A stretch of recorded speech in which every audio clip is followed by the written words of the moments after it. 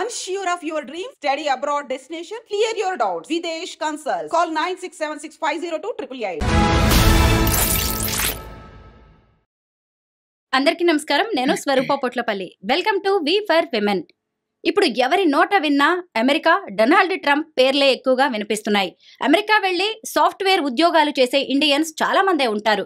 కానీ ఆ దేశంలో లా ప్రాక్టీస్ చేసే ఇండియన్స్ చాలా తక్కువ మంది.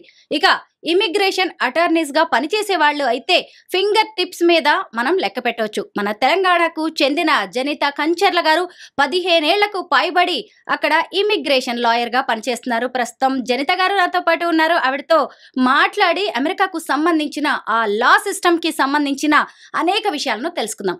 నమస్తే జనిత గారు. నమస్తే అండి. ఎలా ఉన్నారండి? బాగున్నాను. How are you? బాగున్నానండి. నేను కూడా. మీరు యుఎస్ లో ఎక్కడ ఉంటారు? మరి ఎందుకు వచ్చారు ఇండియాకి ఇప్పుడు? నేను యూఎస్లో వర్జీనియాలో ఉంటాను. డీసీ సబర్బ్స్ అనమాట. అండ్ దెన్ వెకేషన్ కోసం వచ్చాను నేను. సో ఫ్యామిలీ ఫ్యామిలీ వెకేషన్ అలాగా. ఓకే. అయితే అసలు మీరు అమెరికా ఎందుకు వెళ్ళారు జనిత గారు? నేను ఇక్కడ లా ఎల్ఎల్బి చేస్తూ ఉన్నాను. Then I met my husband. మా హస్బెండ్ కూడా ఈజ్ మై క్లాస్మేట్ అనమాట, ఫస్ట్ ఇయర్ లా స్కూల్లో. దెన్ తను యుఎస్ వెళ్ళారు. దెన్ మ్యారేజ్ అయిన తర్వాత నేను కూడా డిపెండెంట్గా వెళ్ళాను ఫస్ట్ యునైటెడ్ స్టేట్స్కి.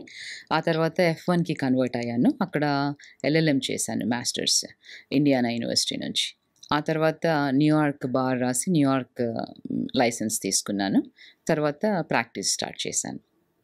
అక్కడి జ్యుడిషియరీ సిస్టమ్ ఎలా ఉంటుంది? మనలాగే ఉంటుందా లా సిస్టమ్ అనేది? అంటే జిల్లా కోర్ట్స్, హై కోర్ట్స్, తర్వాత సుప్రీం కోర్ట్ లాగా ఉంటుందా? అక్కడ ఎలా ఉంటుందండి హైరార్కీ? హైరార్కీ సిమిలర్గా ఉంటుంది. ఎస్పెషలీ మనది ఇండియన్ లా వచ్చేసి కామన్ లా బేస్డ్. సో సిమిలర్గా యునైటెడ్ స్టేట్స్ కూడా అంతే కామన్ లా బేస్డ్. బట్ అది చాలా అడ్వాన్స్డ్ అనమాట. చాలా అంటే రూల్స్ అండ్ రెగ్యులేషన్స్ అంటే లయబిలిటీస్ ఎక్కువగా ఉంటాయి. సో అది బాగా advanced. But it's all based on basic rules, common లా కాబట్టి ఇట్ ఈజ్ ఈజియర్ టు అంటే కంపేర్. సో ఇక్కడ ఎలా ఉంటుందో అక్కడ కూడా అలాగే ఉంటుంది. But as I said much more advanced. మీరు ఇప్పుడు ఇమిగ్రేషన్ అటార్నీగా పనిచేస్తున్నారు. ఎందుకు మీరు ఈ సెక్టార్ని ఇటువైపు ఎంచుకున్నారు? నేను ఫస్ట్ లైసెన్సింగ్ చేసిన తర్వాత I started my practice with family law in corporations, trust and wills, and then డిఫరెంట్గా అలా స్టార్ట్ చేశాను. బట్ నేను myself went to that country ఒక ఇమిగ్రెంట్గా. సో డిపెండెంట్గా H4లో వెళ్ళాను. ఆ తర్వాత F1కి కన్వర్ట్ అయ్యాను. సో ఇలా అంటే ఆ ప్రాసెస్లో I thought it gave me lil bit of satisfaction. అంటే ఓకే, నేను ఇందులో ప్రాక్టీస్ చేస్తే ఎలా ఉంటుంది. సో అఫ్కోర్స్ నేను అది స్టార్ట్ చేసిన ఒక ఇయర్ అండ్ హాఫ్ తర్వాత కంప్లీట్గా I focused my practice on immigration. అంటే మీరు being an immigrant, going through the procedural personally, and you want to help the fellow immigrants. So అలా మొదలైంది జర్నీ. అండ్ అలా మొదలుపెట్టి అట్లాగే 15+ years నుంచి ఐఎమ్ ప్రాక్టీసింగ్ ఇమిగ్రేషన్ లా. మీరు ఇండివిజువల్ క్లయింట్స్తో వర్క్ చేస్తుంటారా, లేదంటే ఆర్గనైజేషన్స్, కంపెనీస్తో వర్క్ చేస్తారా? నేను యూజువల్గా బిజినెస్ ఇమిగ్రేషన్ ఎక్కువ ప్రాక్టీస్ చేస్తాను.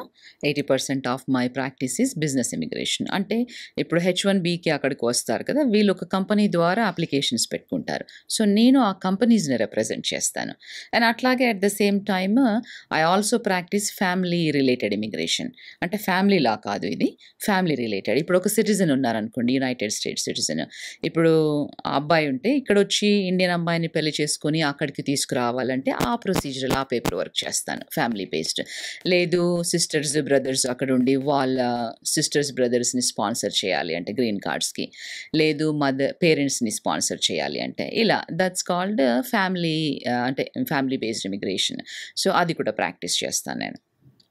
అయితే ఇప్పుడు మీరు చెప్పారు కదా, నేను ఫ్యామిలీ లా కూడా ప్రాక్టీస్ చేశాను అని చెప్పి, లేదంటే వైఫ్ అండ్ హస్బెండ్ ఇక్కడికి రావడానికి అవన్నీ కూడా లా పేపర్స్ మీద వర్క్ చేస్తాను అని. ఎప్పుడైనా ఇష్యూస్ ఏమైనా మీ దగ్గరికి వచ్చాయా? అంటే అంతా బాగుంటే అందరూ హ్యాపీ, కానీ ఒక్కోసారి అక్కడికి వెళ్ళిన తర్వాత మన ఇండియన్స్ ముఖ్యంగా అమ్మాయిల్ని ఇబ్బంది పెట్టడం లాంటివి కూడా కొన్ని కేసెస్ మనం వింటూ ఉంటాం. ఇక్కడ ఉన్నప్పుడు వేరుగా ఉంటుంది, అక్కడికి వెళ్ళిన తర్వాత కూడా డౌరీ హెరాస్మెంట్ లాంటి కేసెస్ ఉంటాయి. ఏమైనా మీ దగ్గరకు వచ్చాయా అలాంటివి? అంటే అవి కన్సల్టేషన్స్ చేస్తూ ఉంటాను. యాజ్ ఐ సెడ్, ఎందుకంటే అది ఇప్పుడు state to state law differ అవుతుంది యూఎస్లో. ఇప్పుడు న్యూ జెర్సీలో ఉండేవాళ్ళు వర్జీనియా అటార్నీ రిప్రజెంట్ చేయలేరు, ఎందుకంటే అది ఫ్యామిలీ లా అవుతుంది.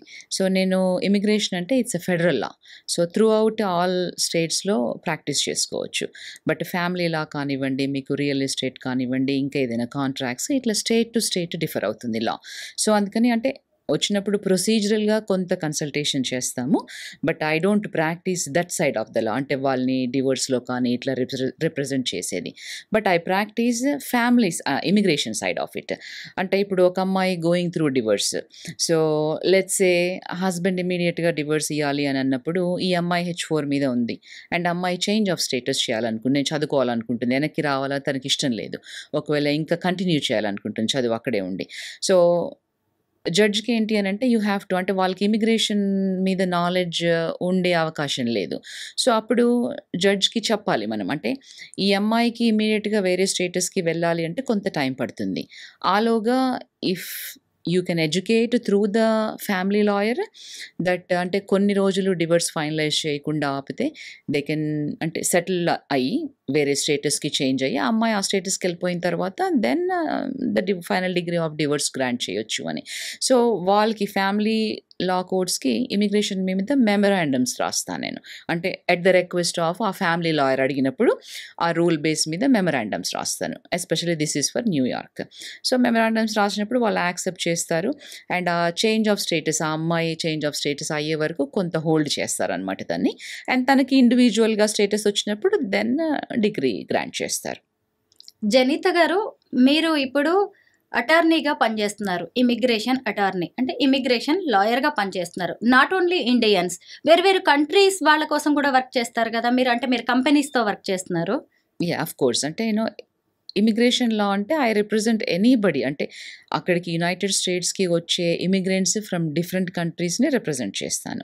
సో మా దగ్గరికి ఎవరు వచ్చినా కూడా వీ వాంట్, అంటే మాకు పలాన్ కావాలి అని అన్నప్పుడు అది మా ఫ్రేమ్ వర్క్లో ఉంటే డెఫినెట్గా we will represent. So different countries నుంచి డాక్టర్స్ కానివ్వండి, ఇప్పుడు ప్రొఫెసర్స్ కానివ్వండి, యూనివర్సిటీలో చేసేవాళ్ళు, ఎక్కువగా IT related, most of the practice is IT related. So అలా అండ్ తర్వాత కొంతమందికి, అంటే ఇప్పుడు మన తెలుగు దగ్గర నుంచి ఒక very well known director and producer, అంటే I don't want to say the name, చాలా వెరీ వెల్ ఎస్టాబ్లిష్డ్, వాళ్ళకి ఓవన్స్ చేశాను నేను. అంటే ఓవన్ అంటే ఎక్స్ట్రాడినరీ అబిలిటీ అనమాట. వీళ్ళు అక్కడికి అమెరికాకు వచ్చి ఒక మూవీ తీయాలనుకున్నారు. మూవీ తీయాలనుకున్నప్పుడు ఏంటి అంటే జస్ట్ రెగ్యులర్గా కాకుండా ఎక్స్ట్రాడినరీ అబిలిటీ ఉంది వీళ్ళకి అని ఆ ఓవన్స్ ద్వారా దెన్ వాళ్ళు అక్కడికి వచ్చి మూవీ చేసి మళ్ళీ వెనక్కి వచ్చారు. So director, producer and executive producer. So వాళ్ళకి అలా మనం ఎక్కడికి వెళ్ళినా ముందు మన వాళ్ళు ఎవరున్నారు, ముఖ్యంగా ఫస్ట్ ఇండియన్స్ చూసుకుంటాం, తర్వాత తెలుగు వాళ్ళు చూసుకుంటాం, ఆ తర్వాత తెలంగాణ, ఏపీ అని ఇలా చూసుకుంటూ ఉంటాం కదా. మీరు ఒక తెలుగు లాయర్, మీ దగ్గరికి మన తెలుగు క్లయింట్స్ వస్తూ ఉంటారా ఎక్కువగా? చాలా మంది ఎలాంటి ఇష్యూస్ తో వస్తూ ఉంటారు? అంటే ఎక్కువగా బిజినెస్ ఇమిగ్రేషన్ రిలేటెడ్. నేను తెలుగు కంపెనీస్ని కూడా చాలానే రిప్రజెంట్ చేస్తాను, అండ్ ఇండియన్ కంపెనీస్ని. సో ఫ్యామిలీ పరంగా అయినప్పుడు, ఇప్పుడు అంటే మీరు ఇందాక చెప్పారు ఒక ఇష్యూ, అంటే అక్కడికి వెళ్ళి ఇబ్బంది పడుతూ ఉంటారు గర్ల్స్ అని. సో అలాంటి విషయాల్లో కూడా వాళ్ళకి ఏమైనా డౌట్స్ ఉన్నప్పుడు కాల్ చేస్తూ ఉంటారు. సో అలాంటి అబ్యూజివ్ సిచ్యువేషన్ ఉన్నప్పుడు కొంత వాళ్ళకి మేము ఫ్రీగా కన్సల్టేషన్ చేస్తాము. అంటే బేస్డ్ ఆన్ ఇండివిజువల్గా కేస్ టు కేస్ అసెస్ చేసి ఫ్రీ కన్సల్టేషన్స్ ఇస్తాము. నాట్ ఫర్ ఎవ్రీబడి, అంటే వాళ్ళు క్వాలిఫై అయ్యి వాళ్ళకి ఆ అమ్మాయికి లెట్స్ సే ఇప్పుడు she is going through the divorce, తనకి ఏమీ ఇన్కమ్ లేదు, ఎలా పే చేస్తుంది అటార్నీ ఫీ కదా. సో నా టైం నుంచి ప్రొబోనోగా ఒక 30 minutes అట్లా 1 hour తనకి ఎడ్యుకేట్ చేస్తానన్నమాట. సో ఎస్పెషల్లీ ఎక్కువగా ఇక్కడ నుంచి వెళ్ళే వాళ్ళు గుర్తుంచుకోవాల్సింది ఏంటి అంటే, అక్కడికి వెళ్ళిన తర్వాత అంటే వీళ్ళు డిపెండెంట్ స్టేటస్ మీద వెళ్తూ ఉంటారు. అంటే అబ్బాయి కానివ్వండి, అమ్మాయి కానివ్వండి, డిపెండెంట్ స్టేటస్ మీద వెళ్ళే వాళ్ళు మేక్ ష్యూర్ ఎక్కువగా అంటే ప్రిన్సిపల్ ఇమిగ్రెంట్ ఎవరైతే H1B మీద ఉన్నారో ఆ డాక్యుమెంట్స్కి మీకు యాక్సెస్ ఉండాలి, మంత్లీ పే స్టెప్స్ అవన్నీ, అండ్ దెన్ ఎక్కడ వర్క్ చేస్తున్నాడు ఏంటి, what kind of work he does, and then బేసిక్గా అంటే మీరు ఫైనాన్షియల్గా కూడా అంటే ఇన్వాల్వ్ అవుతే బాగుంటుంది, అంటే where he or she is investing ఇలాంటి వాటిల్లో. సో దట్ వే ఏంటి అంటే మీకు ఫస్ట్ హ్యాండ్ ఇన్ఫర్మేషన్ ఉంటుంది. ఇన్ ఎనీ కేస్ ఏదన్నా అన్ఫోర్సిన్ సర్కమ్స్టాన్సెస్ హ్యాపెన్ అయినప్పుడు అట్లీస్ట్ మీరు సర్వైవ్ అవ్వగలుగుతారు కొంత ఇన్ఫర్మేషన్తో. జనీత గారు, మీరిప్పుడు మోర్ దాన్ 15 years నుంచి యుఎస్లో లాయర్గా ప్రాక్టీస్ చేస్తున్నారు కదా, మీ దగ్గరికి ఎప్పుడైనా టఫెస్ట్ ఛాలెంజింగ్ కేసు వచ్చిందా? ఇది చేయలేము అన్నదాన్ని మీరు సక్సెస్ చేసిన కేసు ఏదైనా ఉందా? సాటిస్ఫాక్షన్ ఇచ్చేది ఒకటి ఉంటుంది కదా. అంటే అలా ఇమిగ్రేషన్లో చాలానే ఉంటాయి. ఎస్పెషలీ అంటే ఈ కేసు హైలీ అన్లైక్లీ, ఇది అప్రూవ్ అవ్వదు అంటే, ఎందుకంటే బేసిక్గా అది అనలైజ్ చేసి చెప్పినప్పుడు వాళ్ళకి they want to take the risk companies. Okay, still we want to move forward, ఒకసారి చేసి చూద్దాము అంటే instead of they leaving the country. ఎందుకంటే అది డినై అయినప్పుడు లేదు అన్నప్పుడు వాళ్ళు they have to leave the country. అట్లా ఎంటీఆర్స్ చేసినప్పుడు కానివ్వండి, టఫ్ ఆర్ఎఫ్ఎస్ చేసినప్పుడు కానివ్వండి, అవి అప్రూవ్ అయినప్పుడు we really feel very happy. And then వాళ్ళు వచ్చి మా దగ్గర అంటే మీరు ఇలా అంటే ఇంకొక అనదర్ ఛాన్స్ ఇచ్చారు మాకు అన్నప్పుడు యూ రియలీ ఫీల్ హ్యాపీ. అంటే keeping monetary side a value, అంటే అసైడ్ మనీని పక్కకు పెడితే the satisfaction will be there, అంటే కొంత కమ్యూనిటీకి సర్వ్ చేస్తున్నప్పుడు. సో అక్కడ కూడా తెలుగు ఆర్గనైజేషన్స్ ద్వారా ఏదన్నా వెబినార్స్ కానివ్వండి, ఇట్లా తెలంగాణ ఆర్గనైజేషన్స్ నుంచి మొన్న రీసెంట్గా గ్లోబల్ తెలంగాణ ఆర్గనైజేషన్ నుంచి ఒక వెబినార్ చేశాము. సో ఇట్లా డిఫరెంట్ ఎవరన్నా అడిగినప్పుడు, కమ్యూనిటీ కోసం అడిగినప్పుడు డెఫినెట్గా ఐ విల్ డూ ఇట్. మీ హస్బెండ్ మీ క్లాస్మేటే అని చెప్పారు కదా, ఆయన గురించి చెప్పండి. ఆయన ఏం చేస్తుంటారు యుఎస్లో? యాక్చువల్గా తను సాఫ్ట్వేర్ ఇండస్ట్రీలో వచ్చారు ఫస్ట్. తర్వాత స్లోగా నా ప్రాక్టీస్ పికప్ అయిన తర్వాత then he resigned his job for ఒక గుడ్ రీజన్కి. he was elected as a president for the ఒక నాన్ ప్రాఫిట్ ఆర్గనైజేషన్కి, తెలంగాణ నాన్ ప్రాఫిట్కి. సో తన ఉద్యోగం వదిలేసి ఆ పర్టికులర్ ఆర్గనైజేషన్కి ఒక 2 years వర్క్ చేసి టువర్డ్స్ అంటే లాట్ ఆఫ్ స్టేట్స్ తిరిగారు with in the United States. And ఆ తర్వాత కంట్రీస్ కూడా డిఫరెంట్ కంట్రీస్ అండ్ అట్లా. And at the same time నేను ఓన్లీ ప్రాక్టీసే చేస్తాను, లా ప్రాక్టీస్. మిగతా అంతా కూడా అంటే ఐటీ సైడ్ కానివ్వండి, మా ఫైనాన్సెస్ అదంతా he will take care. So it's a balanced work between both of us. Global Telangana association founder Vishweshwar Reddy garu మీ హస్బెండ్. ఎస్, రీసెంట్గా ఆయన నా ఇంటర్వ్యూకి కూడా వచ్చారండి. ఆయన చాలా మంచి క్లారిఫికేషన్ ఇచ్చారు డొనాల్డ్ ట్రంప్ తీసుకుంటున్న డెసిషన్స్ గురించి. చాలా మందికి నిజంగా ఈ టైంలో మీ కపుల్ ఇలా ఇండియా రావడం, ఇమిగ్రేషన్కి సంబంధించి కానీ ట్రంప్ డెసిషన్స్కి సంబంధించి అందరిని ఎడ్యుకేట్ చేయడం అనేది ఈ రోజుల్లో చాలా ఉపయోగపడే అంశం కూడా. మీరేమంటారు? అసలు ఇప్పుడు ట్రంప్ తీసుకుంటున్న డెసిషన్స్ అన్నీ కూడా ప్రపంచాన్నే షేక్ చేస్తున్నాయి.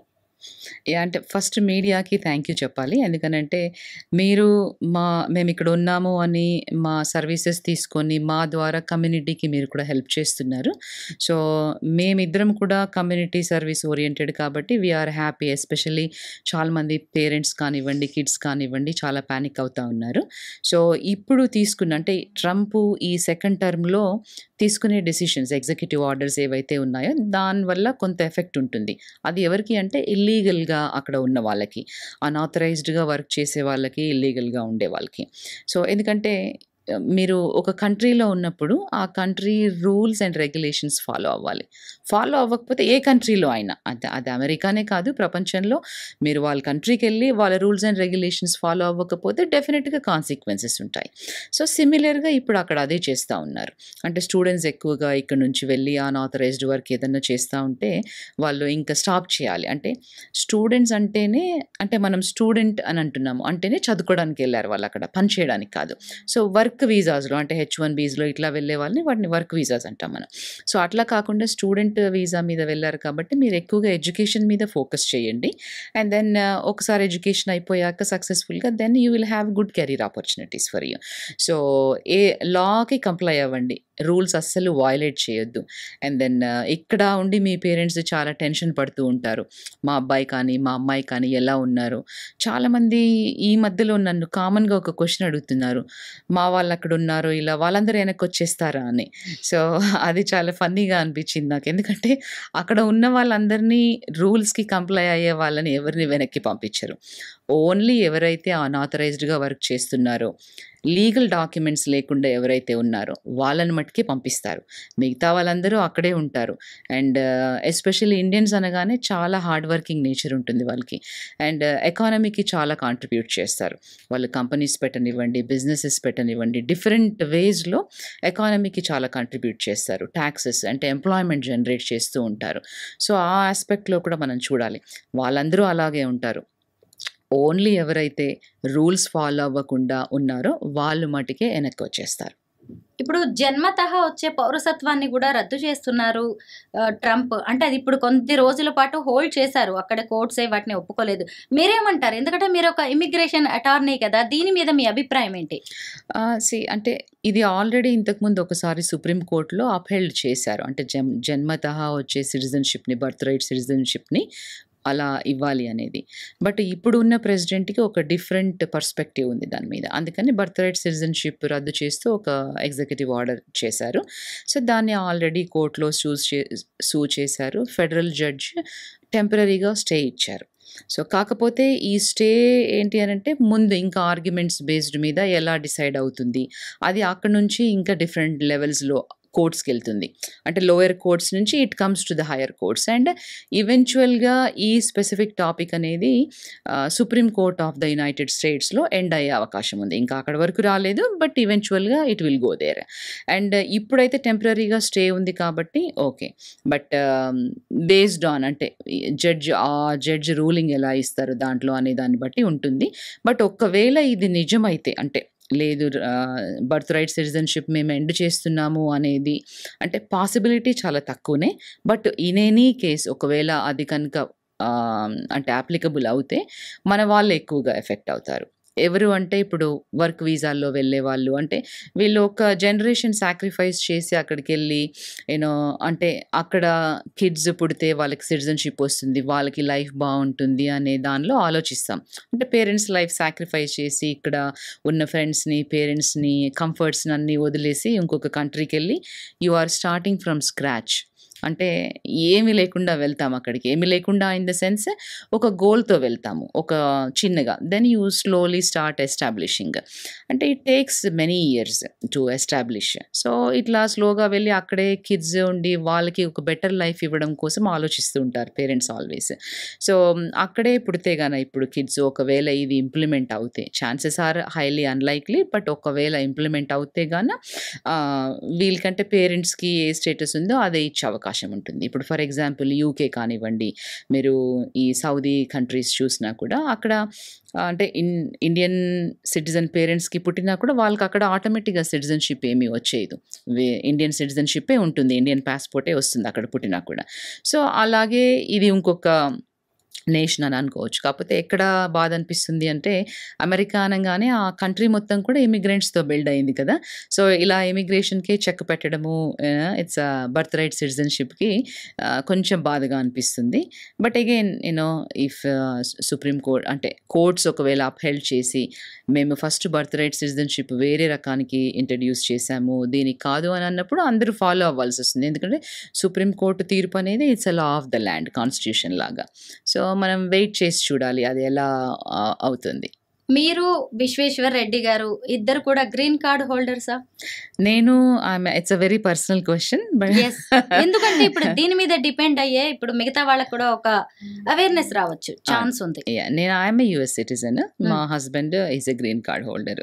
So, it depends. అంటే ఇట్స్ అ పర్సనల్ చాయిస్. నువ్వు అంటే సిటిజన్‌షిప్ ఎంచుకున్నావు ఎందుకు గ్రీన్ కార్డ్ ఒక్కొక్కరికి ఒకటి ఉంటుంది. ఇది నా పర్సనల్ చాయిస్. అది తన పర్సనల్ చాయిస్. ఎందుకంటే ఇప్పుడు దీని మీద డిపెండ్ అయ్యే మీ పిల్లల సిటిజన్‌షిప్ ఉంది కాబట్టి. లేదు, మా అమ్మాయి అక్కడే పుట్టింది కదా! అంటే లా ఎలా వర్కౌట్ అవుతుంది అంటే ఇంప్లిమెంట్ చేసినప్పటి నుంచి it will go forward, it doesn't come back. ఫిబ్రవరి 20 నుంచి అని ఆయన చెప్పారు, అది కూడా స్టే వచ్చేసింది ఫ్యూచర్ లో. So my daughter is already 21 year old. So ఎందుకంటే పాత వాళ్ళకి కూడా ఇది అప్లికబుల్ అవ్వదు, కొత్తగా పుట్టే వాళ్ళకి ఫిబ్రవరి 20 తర్వాత అని అన్నారు. దాన్ని కూడా ఇప్పుడు మీ న్యాయస్థానాలే మీలాంటి లాయర్స్ ఫైట్ చేసే దాన్ని కూడా స్టే తెప్పించారు. కాకపోతే ఒక ఈ ట్రంప్ లాంటి వాళ్ళు వాళ్ళ సిటిజన్స్ విషయంలో ఆయన చాలా పార్షియల్ గా ఉంటారు, దాన్ని మనం అనడానికి కూడా లేదు, సెల్ఫిష్ గా ఉంటారనే చెప్పొచ్చు. అమెరికా అగైన్ అంటూ ఉంటారు కదా ఎప్పుడు. సో ఆయన ఇప్పుడు ఇవన్నీ వస్తాయి, లీగల్ ఇష్యూస్ ఉన్నాయని తెలిసి అలాంటి స్టెప్ తీసుకున్నారు, ఎగ్జిక్యూటివ్ ఆర్డర్ మీద సైన్ చేశారు. అయితే ఫ్యూచర్ లో కూడా దీని మీద ఫైట్ చేసే అవకాశం ఉంది కదా, ఇవాళ కాకపోయినా రేపైనా. అఫ్ కోర్స్ అంటే ఇప్పుడు మేక్ అమెరికా గ్రేట్ అగైన్ అనేది ఆయన నినాదం. సో అంటే మనము సెల్ఫిష్ గా అని అనుకోనే కంటే ఎక్కువ పేట్రియాట్ అని కూడా చెప్పొచ్చు. అంటే ఇప్పుడు ఎవరి కంట్రీలో ఉన్న సిటిజన్స్ ని వాళ్ళ ఉద్యోగాలు వాళ్ళకు ఉండాలి, వాళ్ళ కంట్రీ ఫస్ట్ అనేది ఇట్స్ ఎ పేట్రియాటిజం, అది ఉండాలి ప్రతి ఒక్కరికి. సో అలాగని అంటే ఇప్పుడు ఆయన చేసేవన్నీ కూడా అంటే ఇల్లీగల్ ఇమిగ్రెంట్స్ని, అది కూడా క్రిమినల్ బ్యాక్గ్రౌండ్ ఉన్న వాళ్ళని ఫస్ట్ పంపించేస్తున్నారు, దట్స్ దేర్ ఫోకస్. బట్ ఈవెన్చువల్గా ఎవరైతే ఇల్లీగల్గా అన్ఆథరైజ్డ్ వర్క్ చేసే వాళ్ళని కానివ్వండి, ప్రాపర్గా డాక్యుమెంట్స్ లేని వాళ్ళని పంపించేస్తారు. అంటే అలా పంపించడము మనము వెల్కమ్ చెప్పట్లేదు, అంటే తీసుకునే డెసిషన్ అంటే యాజ్ పర్ ద రూలే, కానీ మనకు నచ్చట్లేదు. ఎందుకు నచ్చట్లేదు అని అంటే మనం అలా అలవాటు పడిపోయాం. అంటే ఇప్పుడు కొంతమంది స్టూడెంట్స్ని తీసుకోండి, యూనో స్టూడెంట్స్ అనే కాదు, ఇక్కడ నుంచి B2లో వెళ్ళి విజిటర్స్ వీసా మీద ఉండి అక్కడే స్టే బ్యాక్ అయ్యి అన్ఆథరైజ్డ్ వర్క్ చేసే వాళ్ళు కూడా చాలామంది ఉంటారు. ఇది గవర్నమెంట్కి కూడా తెలుసు, వాళ్ళ స్టాటిస్టిక్స్లో తెలుసు, వాళ్ళకి నంబర్ ఉంటుంది, ఒక పర్టికులర్ నంబర్, ఇంతమంది అన్ఆథరైజ్డ్గా ఉన్నారని వాళ్ళకి తెలుసు. కానీ ఆ నంబర్ ఏంటి అని అంటే ఎక్కువగా అయిపోయినప్పుడు అక్కడ అమెరికన్స్కి ఎక్కువగా ఉద్యోగాలు, అంటే వాళ్ళ ఉద్యోగాలు వీళ్ళు తీసేసుకున్నప్పుడు కంట్రీ ఫస్ట్ అనే నినాదంతో వెళ్ళినప్పుడు వాళ్ళని ప్రొటెక్ట్ చేయాలి కదా. సో అంటే ఈ assumed that president role to country better again అనేది, అంటే వాళ్ళ పరంగా చూస్తే మనం ఇమిగ్రెంట్స్ అయిన శాతం చాలా తక్కువ. But of course country is built up on all immigrants. So you know it depends, అది ఆయన పర్సనల్ చాయిస్. అంటే అప్పుడు ఫస్ట్ టర్మ్లో అలాగే అన్నారు, మధ్యలో ఉన్న 4 years అలాగే, ఇప్పుడు అదే నినాదంతోనే వచ్చారు, గెలిచారు. అండ్ అట్లా ఓటింగ్ కూడా జరిగింది, అంటే పీపుల్ కూడా అదే కోరుకుంటున్నారు అనేది మనం అర్థం చేసుకోవాలి. జనిత గారు, ఇప్పుడు మన దగ్గర నుంచి వెళ్ళే వాళ్ళు ఎక్కువ మంది కూడా ఇండియన్ సాఫ్ట్వేర్ జాబ్స్ ఎక్కువ చేస్తూ ఉంటారు. మీలాగా లా ఫీల్డ్లోకి వచ్చే వాళ్ళు చాలా తక్కువ మంది. మీకు తెలిసిన తెలుగు వాళ్ళు ఎవరున్నారు ఇలా అటార్నీస్గా ప్రాక్టీస్ చేస్తున్న వాళ్ళు? ఉన్నారు, తెలుగు వాళ్ళు ఉన్నారు, మనం ఫింగర్ టిప్స్ మీద. ఇండియన్స్ ఉన్నారు చాలామంది, బట్ తెలుగు వాళ్ళని ఫింగర్ టిప్స్ మీద లెక్క పెట్టొచ్చు ఉన్నారు. సో అండ్ మాకు కాన్ఫరెన్సెస్ అవి అయినప్పుడు we you know meet each other, you know happy to acknowledge each other. అయితే ఇప్పుడు జరుగుతున్నవన్నీ కూడా కొంత మన ఇండియన్స్ని భయపెట్టేలాగే ఉన్నాయి. అసలు అమెరికా రావాలంటే కూడా ఏమో రేపు ఎలా ఉంటుందో అని ఆలోచించుకోవాల్సి వస్తుంది. మీరేం చెప్తారు కొత్తగా US వచ్చే వాళ్ళకి? ఏమీ భయపడాల్సిన పని లేదండి. అంటే ఇప్పుడు మనము మీడియా కూడా చాలా రోల్ ప్లే చేస్తుంది దీంట్లో. అండ్ చాలామంది ఉన్నది వాస్తవాలు చెప్తున్నారు, కొంత మీడియా ఏమో లేనిది ఉన్నట్టుగా చెప్పడం వల్ల ఎస్పెషల్లీ పేరెంట్స్ చాలా ప్యానిక్ అవుతున్నారు. అక్కడ ఉన్న స్టూడెంట్స్ పర్వాలేదు, బాగానే ఉన్నారు, బట్ ప్యానిక్ అవ్వాల్సిన పని ఏమీ లేదు. మీరు ఎంచుకున్న దానికోసం, గోల్ కోసము మీరు ప్రాపర్గా రూల్స్ ఫాలో అయ్యి ఆ కంట్రీ లాస్కి కంప్లై అయి ఉంటే చాలా బ్రైట్ ఫ్యూచర్ ఉంటుంది. ఇప్పుడు నేను కూడా ఒక ఇమిగ్రెంట్ లాగా వెళ్ళాను, సో చదువుకున్నాను, తర్వాత నా ఓన్ ప్రాక్టీస్ స్టార్ట్ చేశాను. సో అంటే అది టైం పడుతుంది, కానీ మీ గోల్ మాత్రం మీరు రీచ్ అవుతారు. అండ్ వండర్ఫుల్ లైఫ్ ఉంటుంది రూల్స్కి కంప్లై అవుతే కనుక. సో అంటే మీరు wrong side of the coin కాకుండా right side of the coin చూడండి, పాజిటివ్గా చూడండి. ఎస్పెషల్లీ పేరెంట్స్ కూడా, అంటే పేరెంట్స్ పర్స్పెక్టివ్ కూడా కొంత చేంజ్ అవ్వాలి. అంటే మా అబ్బాయి అక్కడికి వెళ్ళి అక్కడే పనిచేస్తూ అక్కడే ట్యూషన్ ఫీజు కట్టేసుకుంటాడు, వాళ్ళే కట్టేస్తారు అనేది అది తప్పు. పేరెంట్స్ కూడా రియలైజ్ అవ్వాలి అది. అంటే మీకు అక్కడికి పంపించి వాళ్ళని చదివించే స్తోమత ఉంటే పంపించండి, లేదు అంటే వాళ్ళు ఇలా పార్ట్ టైమ్స్ జాబ్ చేసి రాంగ్ చాయిస్ యూటిలైజ్ చేసుకొని, అంటే రాంగ్ ఛానల్స్ యూటిలైజ్ చేసుకొని వాళ్ళే ప్రాబ్లంలో పడతారు. ఎందుకంటే ఆల్రెడీ ఇక్కడ ఒక 4 ఇయర్స్ ఇంజినీరింగ్ అవి చేస్తుంటారు, కష్టపడి ఉంటారు దానికి, రైట్? ఆ 4 ఇయర్ డిగ్రీ చేస్తే వాళ్ళకి ఒక జాబ్ కూడా ఇక్కడ వస్తుంది. అది కాదని ఇంకా ఫర్దర్ స్టడీస్‌కి వెళ్ళాలి అనుకుంటున్నారు అంటే స్టూడెంట్స్ గోల్ ఓరియెంటెడ్‌గానే ఉంటారు. అలా అని అందరూ అలా ఉన్నారు అని చెప్పలేము. సో, ఇట్స్ కేటగరికల్‌గా అంటే పర్సనల్ చాయిస్. కొంతమంది మటుకు చాలా అంటే మంచి జీపీఏతో గ్రాడ్యుయేట్ అవుతారు, మంచి జాబ్స్‌లో సెటిల్ అవుతారు, బ్రైట్ ఫ్యూచర్ ఉంటుంది. సో, కొంతమంది మటుకు అది మీట్ అవ్వలేకపోయినప్పుడు సో, ఇలా సైడ్ ట్రాక్ అయ్యి పార్ట్ టైమ్‌గా చేసుకొని అన్‌ఆథరైజ్డ్‌గా తర్వాత డాక్యుమెంట్స్ ఏమీ లేకుండా ఇల్లీగల్ అయిపోవడము అది. సో, పేరెంట్స్ కూడా అప్పుడప్పుడు మాట్లాడుతూ ఉండాలి పిల్లలతో. సో, వాళ్ళకి మీరు కూడా చెప్పాలి. ఎందుకంటే పేరెంట్స్ మాట అందరూ వింటారు. పిల్లలందరూ వింటారు కాబట్టి తప్పకుండా మీరు రోల్ ప్లే చేసి చెప్పండి. అంటే ఇక్కడ కూడా బానే ఉన్నాయి ఇండియాలో కూడా. అంటే అన్ని రిసోర్సెస్ ఇప్పుడు మంచి ఇన్‌స్టిట్యూషన్స్ ఉన్నాయి. మంచి రిసర్చ్ ఇన్‌స్టిట్యూషన్స్ కూడా ఉన్నాయి. కాపోతే అక్కడికి అమెరికాకే వెళ్ళాలి అని అనుకుంటే మటుకు ఫైనాన్షియల్‌గా అంటే మీ పేరెంట్స్ సపోర్ట్ చేస్తారా? మీరు లోన్స్ ద్వారా తీసుకుంటారా? ఆ మనీనే యుటిలైజ్ చేయండి మీరు చదువుకోవడానికి. అక్కడ వర్క్ ఆథరైజేషన్ లేకుండా ఫుల్ టైమ్‌గా మీరు చదువుతూ వేరే బయట పని చేయొద్దు. సో, ఫుల్ టైమ్ స్టూడెంట్‌కి యూజువల్‌గా 20 అవర్స్ పార్ట్ టైమ్ అనేది క్యాంపస్‌లో వర్క్ చేసుకోవచ్చు. సో, అలా క్యాంపస్‌లో చేసుకోండి. But not outside. Don't violate any rules. Comply అవ్వండి 100% ఇమిగ్రేషన్ రూల్స్‌కి. అప్పుడు then you will really see a very bright future. Janitha గారు, ఏ కంట్రీకైనా ఏ సొసైటీకైనా స్ట్రాంగ్ విమెన్ చాలా అవసరం. మీరు ఇప్పుడు యుఎస్లో చాలా కాలంగా ఉంటూ అనేక దేశాలకు చెందిన మహిళల్ని చూస్తున్నారు. అక్కడి ఫారిన్ విమెన్కి మన ఇండియన్ విమెన్కి తేడా ఏంటి? ఇప్పుడు ఈ జనరేషన్‌కి పెద్దగా తేడా లేదండి. అంటే మేబీ ఒకప్పుడు ఒక 40, 50 ఇయర్స్ బ్యాక్ వెళ్ళినప్పుడు ఉండేదేమో. బట్ ఇప్పుడు అందరూ చదువుకుంటున్నారు. అమ్మాయిలు ఇక్కడ కూడా ఈక్వల్‌గా హార్డ్ వర్క్ చేస్తున్నారు. అక్కడ కూడా అంతే. పొద్దున్న లేసినప్పటి నుంచి పరిగెత్తడం. అంటే వాళ్ళు వర్క్ మేనేజ్ చేస్తున్నారు, ఫ్యామిలీ మేనేజ్ చేస్తున్నారు అండ్ కిడ్స్‌ని అన్ని యాక్టివిటీస్‌లో. So, they are balancing very good. And ఇక్కడ ఎస్పెషల్లీ హెల్ప్ ఉంటుంది బాగా. అంటే ఇప్పుడు పేరెంట్స్ కానివ్వండి, ఇన్‌లాస్ కానివ్వండి, లేదు మెయిడ్స్ బాగా హెల్ప్ అవైలబుల్ ఉంటుంది కాబట్టి దట్ ఈస్ అనదర్ రీజన్. అక్కడ కొంచెం హెల్ప్ తక్కువ. తక్కువ ఇన్ ద సెన్స్ అంటే యూ హ్యావ్ టు అంటే ఒక కేర్‌ఫుల్‌గా డెసిషన్ మేక్ చేయాల్సి ఉంటుంది. So, but I don't see any big difference. So, ఈక్వల్‌గా అంటే ఈ జనరేషన్‌తో మాట్లాడుతున్నాను నేను. సో, ఈ generation kids they have clarity. And they have ambitions, they have goals, especially అమ్మాయిలు. So, I'm really happy to see them. అంటే నాకు ఇలా చేయాలని ఉంది, నేను ఇలా అవ్వాలనుకుంటున్నాను, దిస్ ఈజ్ మై గోల్. అంటే ఒక లాంగ్ టర్మ్ గోల్స్ ఉన్నాయి వాళ్ళకి. అంటే అన్ని రంగాల్లో అంటే డాక్టర్, లాయర్, బిజినెస్‌లో కానివ్వండి, ఐటీలో కానివ్వండి, వాళ్ళ ఓన్ బిజినెసెస్. అంటే ఇప్పుడు మీరు ఇక్కడ కూడా చూస్తే ఉమెన్ చాలామంది ఉద్యోగం చేస్తూనే, ఇల్లు నడుపుతూనే ఇట్లా బొటీక్స్ అని అలా అంటే రకరకాలుగా అంటే ఏదో ఒకటి చేయాలి అనేది బాగా ఉంది ఉమెన్‌కి. అండ్ అది వాళ్ళ ఫ్యామిలీ కూడా రికగ్నైజ్ చేసి, సపోర్ట్ చేసి ఒక చిన్న ముందుకి ఒక పుష్ ఇచ్చారంటే they will really make wonders. Please do that.